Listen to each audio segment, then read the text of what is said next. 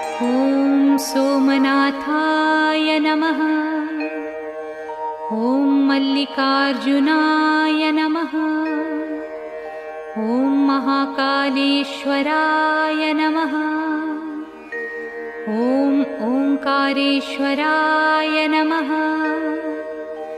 ॐ वैद्यनाथाय नमः। ॐ भीमशंकराय नमः। ॐ रामेश्वराय नमः।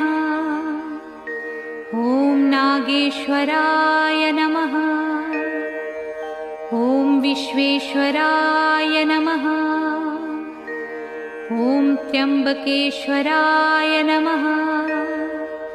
ॐ केदारेश्वराय नमः। ॐ भुस्मेश्वराय नमः।